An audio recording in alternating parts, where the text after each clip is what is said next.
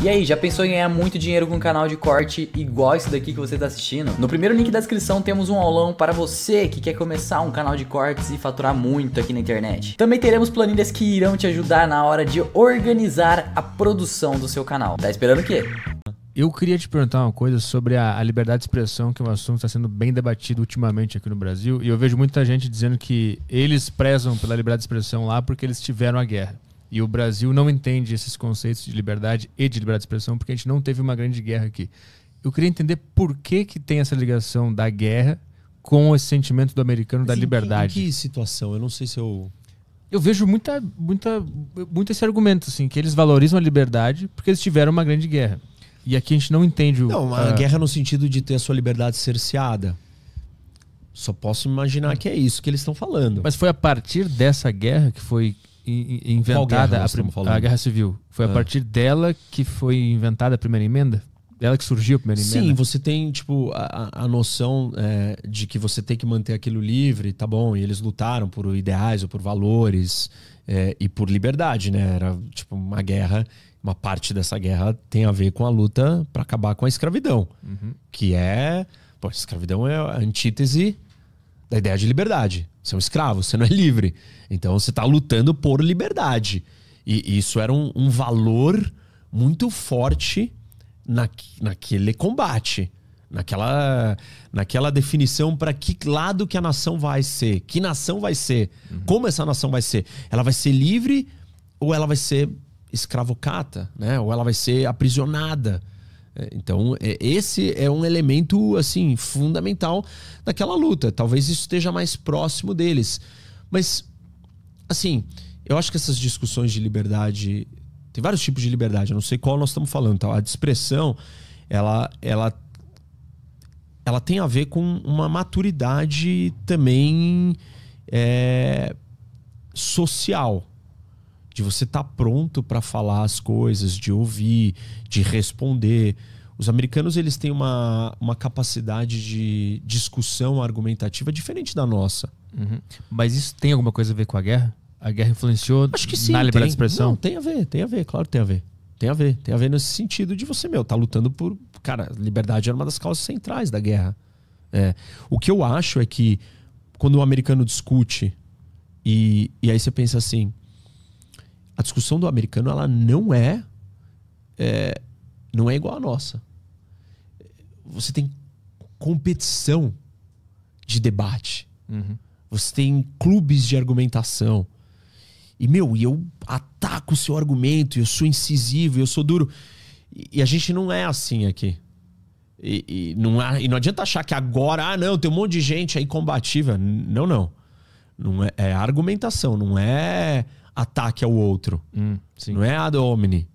Não é adjetivar você, o Arthur. É atacar o seu argumento, não a sua pessoa, e não usar todos os outros recursos e falácias argumentativas. E lá eles fazem isso com mais naturalidade. Isso não é pessoal. Aqui é pessoal. Nós somos muito emotivos. Nós temos menos maturidade intelectual.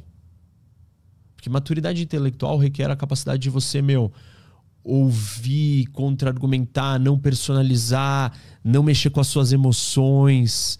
A gente tem uma cultura cordial.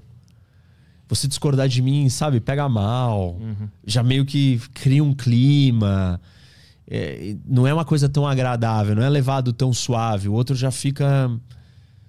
já meio levanta a armadura, não é natural isso. E para eles é muito mais natural.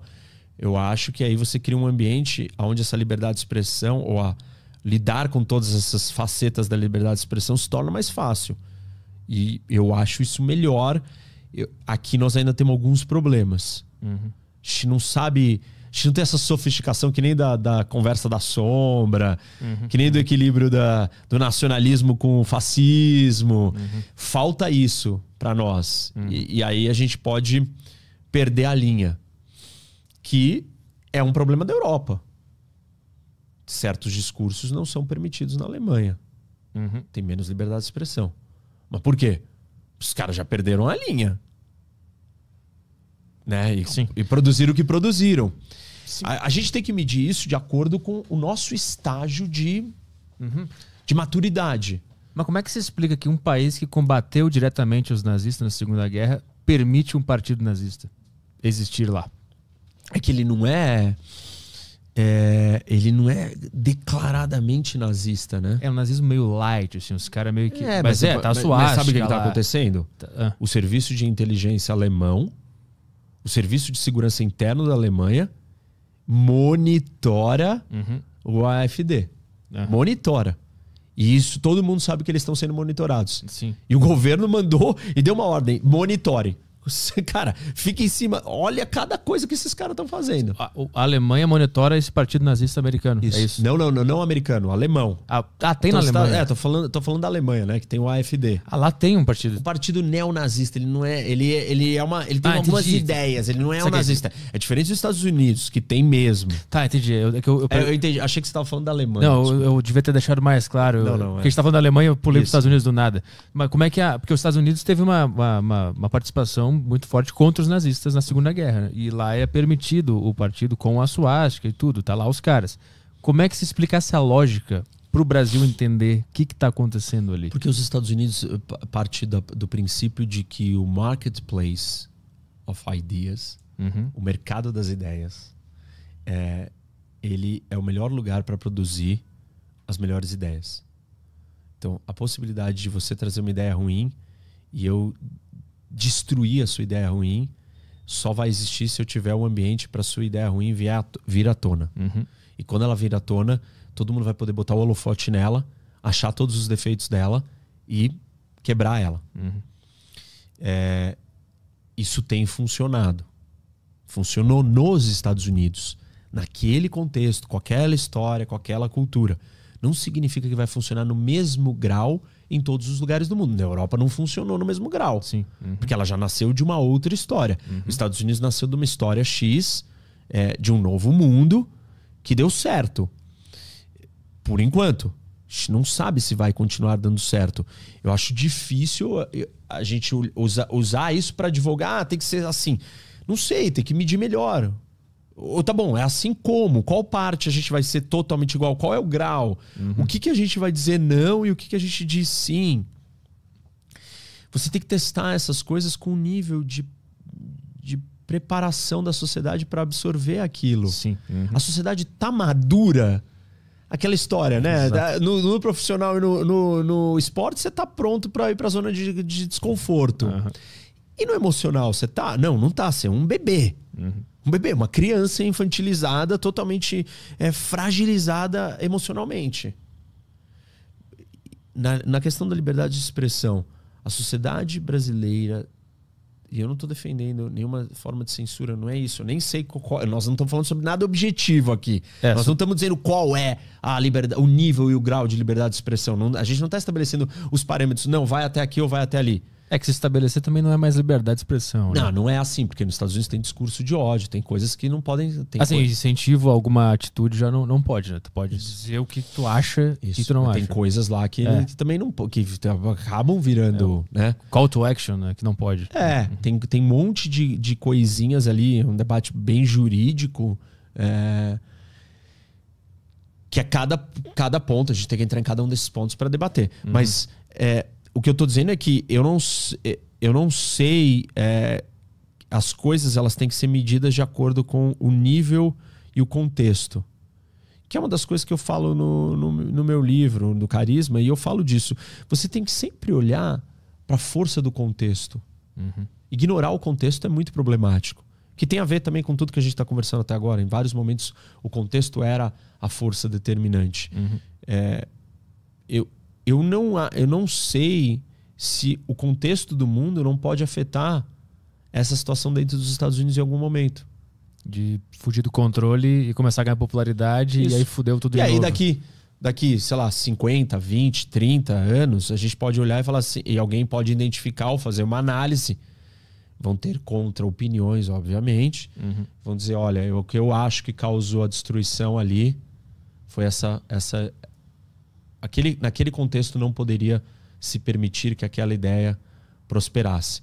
Por exemplo, tem uma mudança no contexto de hoje. As redes sociais. Sim. É uma plataforma, uma ferramenta que altera a disseminação, a velocidade de certas ideias.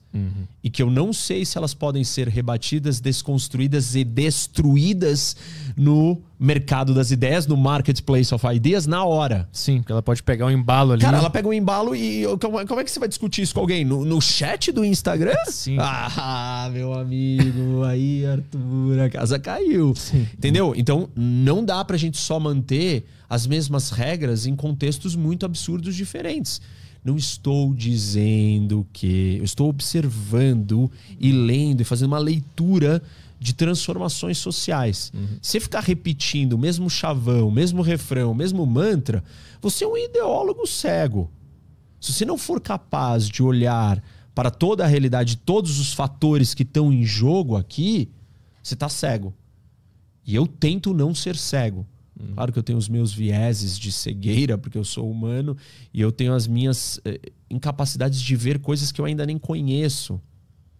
Por isso que eu gosto muito, eu falo isso num stories meu, lembrei disso, quando as pessoas te perguntam, isso tem a ver com humildade intelectual, te perguntam, quando vem uma prateleira de livros, né, uma biblioteca, a primeira pergunta que as pessoas fazem, se ela é grande, mas você já leu todos esses?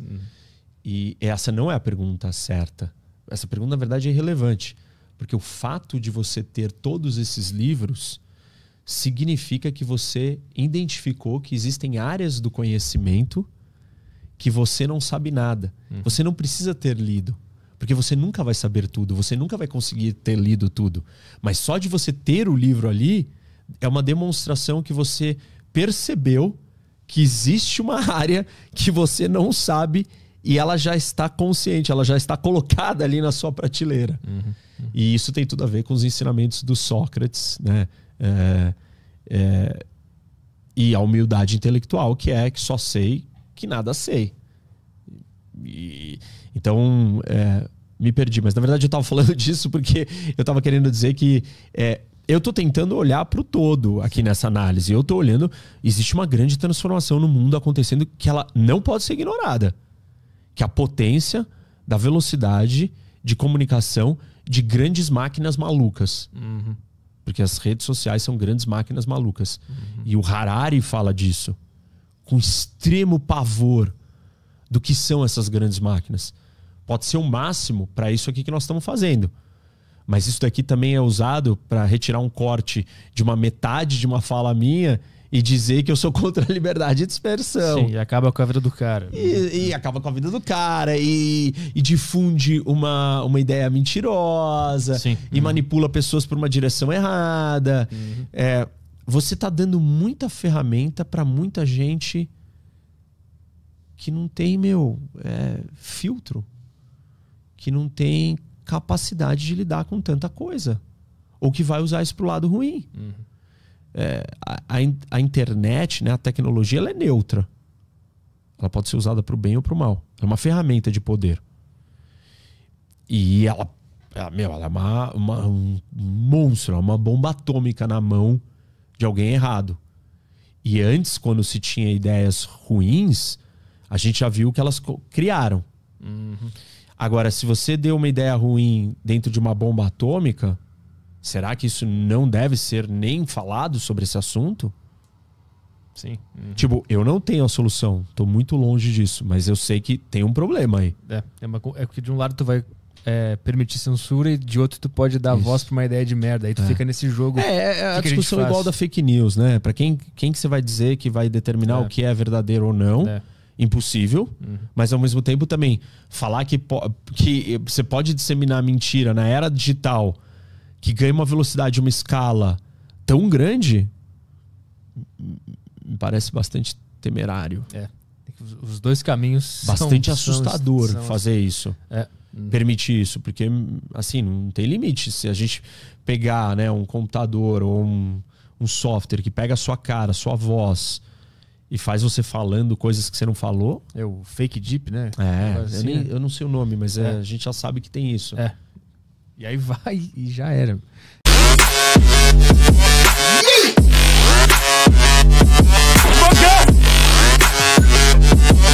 Yeah.